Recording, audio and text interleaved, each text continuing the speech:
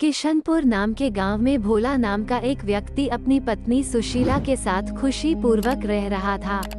जब होली का पर्व आया तो सभी लोग होली की तैयारी कर रहे थे, लेकिन भोला के घर में खाने का एक दाना तक नहीं था। तब उसकी पत्नी सुशीला भोला से कहती हैं, स्वामी, आज पूरा गांव होली खुशी से मना रहा है, लेकिन अपने घर में तो खाने का एक दाना तब भी नहीं है। कैसे होली का पर्व मनाया जाएगा?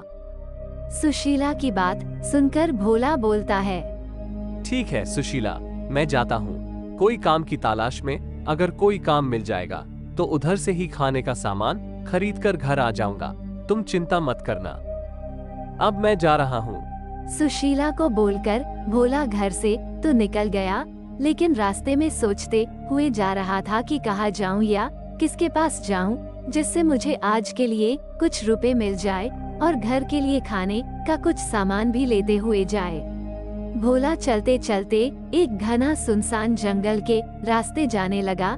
कुछ ही दूर और आगे बढ़ा तो उसे एक तांत्रिक बाबा दिखाई दिया। भोला को देखते ही तांत्रिक बाबा बोले, बेटा तुम इतने उदास क्यों हो? तब भोला ने जवाब दिया, देखिए तांत्रिक बाबा, आज होली का पर्व है, लेकिन मेरे घर में खाने का एक दाना तक नहीं है, तो कैसे मैं खुश रहूं? ये बात सुनकर तांत्रिक बाबा बोलता है, बेटा मेरी एक मदद करोगे? इसके बदले में मैं तुम्हें एक ऐसा झोला दूंगा जिससे तुम जो मन में सामान का नाम सोचोगे वो सामान तुम्हारे पास आ जाएगा। वो कौन सी मदद बाबा?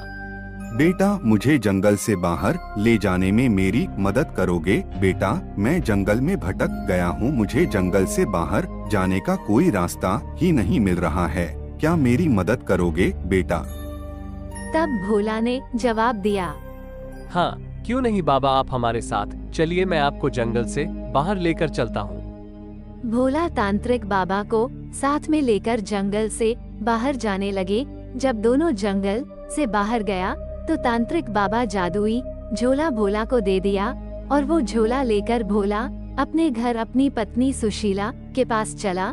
और घर जाने के बाद भोला के घर में जो जरूरत का सामान होता था वो उस झोले से मांग लेता था और खुशी खुशी अपना जिंदगी व्यतीत करने लगा।